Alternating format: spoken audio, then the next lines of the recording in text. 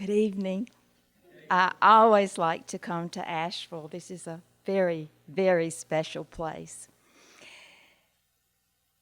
Well, when I got married and had my children, I knew that it was time to stay in Rome, Georgia, and make Christmas happen for my family, my children, just like my mama had for my sister and for me.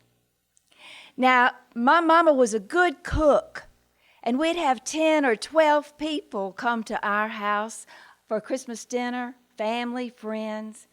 I didn't have to worry about a whole lot of cooking because it was just going to be my husband and me and my 2 children. My mama could make the best homemade chocolate fudge you have ever tasted. And she would cut it in these little perfect squares. And then she could make divinity. She would dip that spoon into the bowl of candy and go plop right out onto a plate, and that little divinity would just curl its little head over. Perfect. Mama gave the candy away to different people in the neighborhood, our teachers and Sunday school teachers. Now, I tried the fudge, but I never could get it hard enough to even cut. And then that divinity, when I dipped my spoon in and kind of tilted it over, my divinity went splat. But I could make gingerbread houses out of graham crackers.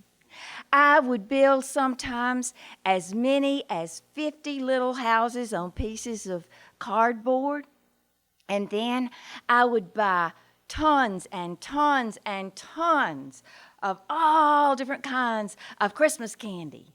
And then I would make bowls and bowls and bowls of white royal icing. And then we would spend days and days and days inviting our friends over, grown-ups and children, to make their very own gingerbread house for Christmas. Now, by the time Christmas Eve came, there was not one room in my house that didn't have smushed up graham crackers, globs of that white royal icing, and Christmas candy in it. Now, on Christmas Eve, my children and I would deliver all of the extra little houses we had made when our friends came. And we would give them to different people in the neighborhood. And come Christmas Eve, I'd dress my children in their Christmas best, and my husband and I would be in our best. And we would go downtown to Rome, Georgia, to St. Peter's Church, an Episcopal church that was built in 1854. When you went in on Christmas Eve night, it was like entering a Christmas fairyland. The altar was covered with all the beautiful poinsettias. There were wreaths and greenery and great big red bows and candles in all of the right places. Everyone was dressed in their Christmas best. And the choir, oh, they sounded like a choir of angels. I want you to know that my children, even after they were grown, came to my house for Christmas until I got a phone call early in December from my daughter, Laura. She was working in Nashville at a hotel as a concierge. It was her very first year. And she calls, "Mama, I've got to work Christmas and I can't come home." "What?" "Well, now, Mama, now think, what do you think about a hotel Christmas?" Well, before I could tell her what I thought of a hotel Christmas, she said, "Now, Mama, listen, we're going to get a discount price on a room, a suite for 2 nights. We're going to get to eat in the 1808 grill, and we're going to get to have room service." And when she quoted the price, it sounded Very good. And then I said, but what about your brother? She said, oh, Mama, I already talked to him. He wants to come. So I thought, well, now, I had always wanted to eat in that 1808 grill. And if you have room service, you don't have any dishes to do. And, I had seen one of the suites in that hotel. The living room was so big it had a baby grand piano in it. And then the bedroom had a king-size bed, a full sofa, and 2 wing-back chairs. And the bathroom was bigger than my bedroom in my home in Rome. I certainly wanted to stay there. And I found myself saying, honey, the 3 of us will have a hotel Christmas. Now, I arrived at the Hutton Hotel in Nashville on December the 23rd. I pulled up into the driveway of the hotel, and there were the valets opening the door for me and a bellman getting my luggage from the trunk and all of my boxes. I had 2 big bags of Christmas presents, and as I walked through the lobby with my presents eloquently wrapped, with the bellman behind me and my daughter greeted me, I felt just like Audrey Hepburn tripsing through that hotel lobby. When we got up to the suite, it just didn't look like what I remembered exactly. There was a living room, and there was a bedroom, and there was a bathroom. And the bathroom was the biggest room of all 3. I got the sacks of presents right up on the credenza. They fit nicely.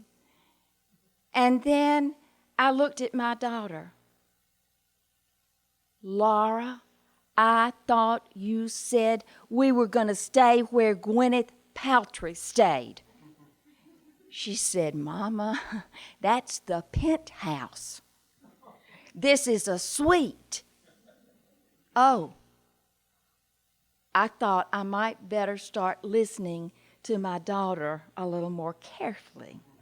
Then the bellman said, Miss Jane, I've hung your clothes up and put your suitcase on the luggage rack. Now, what do I do with all of these boxes?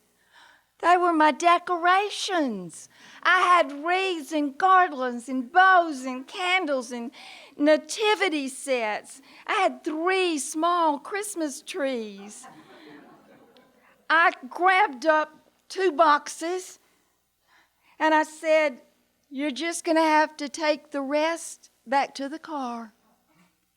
Well, I opened the first little box. I knew what was in it. It was a cute little Christmas tree my neighbor had given to me the Christmas before.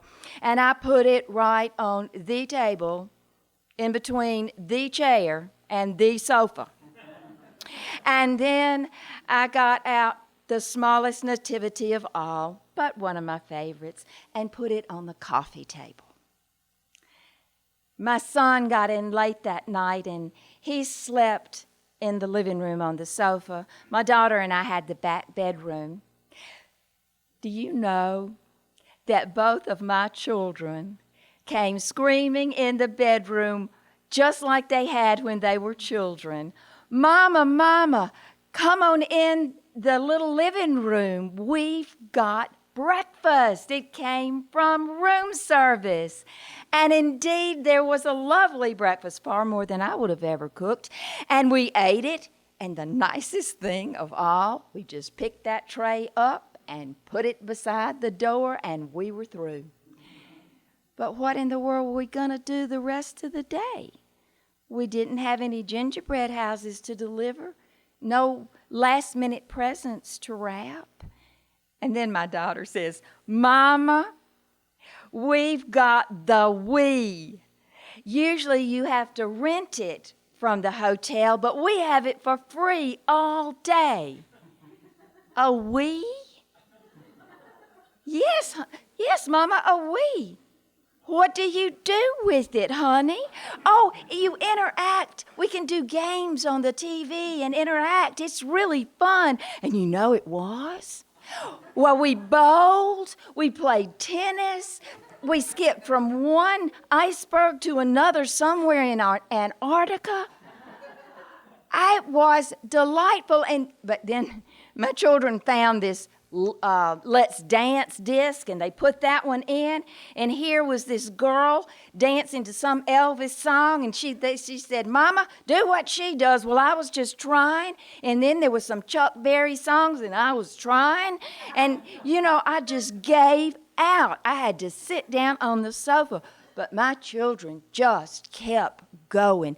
They got stuck on one song, and it was acceptable in the 80s. And I thought if I heard that song one more time, I would scream. But thankfully, it was time to go to church. And we put on our Christmas best. And we walked from the Hutton Hotel to the Vanderbilt campus, right up to the little Episcopal chapel.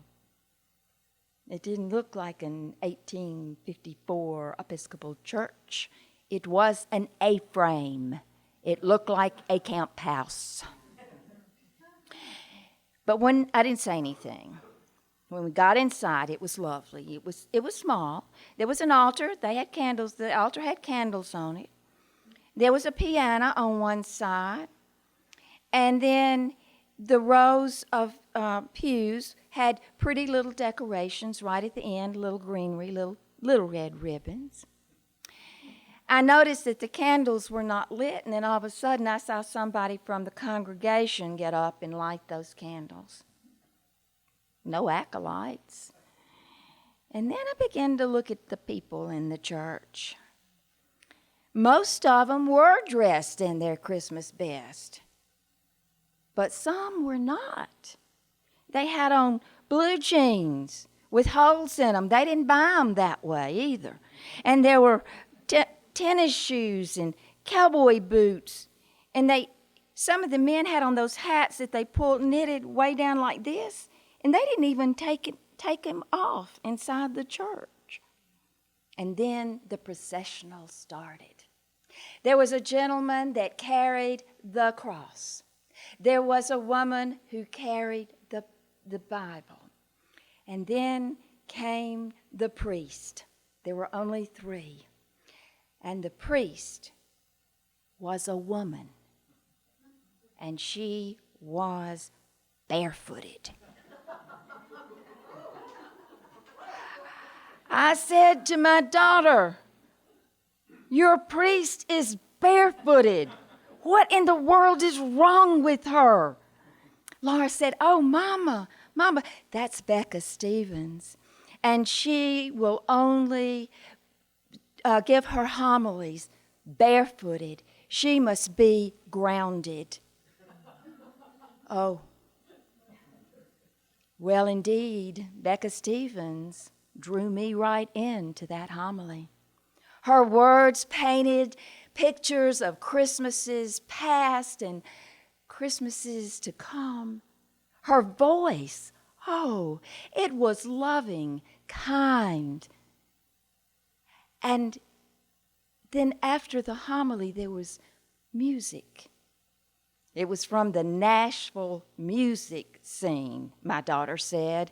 Some of it didn't sound like Christmas music to me, but there was some that was quite beautiful. And there was one that touched my heart. It was sung by a woman, a cappella. It was an Appalachian folk song. And it seemed to fit right with the homily. It was a haunting tune, beautiful words, and my heart just filled with that Christmas awe, mystery, and wonder. My children and I walked back to the Hutton Hotel, and nobody said a word. And I just knew that my children had that wonderful feeling of Christmas all wonder. Love. We ate at the 1808 Grill, and I was not disappointed. We didn't have turkey and dressing, though. We went up to our room to open our presents, and then, of course, we had to clean up so we could sit down. And as we sat on the sofa, my son's arm went round my waist and his head went on my shoulder. And my daughter's arm went round my waist and her head on my shoulder. And all of a sudden, together they said, "Mama, this was the best Christmas ever." What? What about the Christmases you got those fancy bicycles and the stereo, and the year you got the TV in your rooms? I mean, we don't even have any gingerbread houses. We don't have a real Christmas tree. We don't even have an artificial Christmas tree. All we have is this little Christmas tree that's a wine bottle with little sparkling lights on it. And the bottle was empty. And then I began to hear Becca's words from her homily. And then the words from that beautiful song. I wonder, as I wander out under the night sky, why Jesus, the Savior, came here to die. For ordinary folk like you and like I wonder as I wander. And then I thought about the day I had spent with my children. I had spent more time with them that day than I had since they were little. And I answered, yes, this was the best Christmas ever. Thank you. Thank you.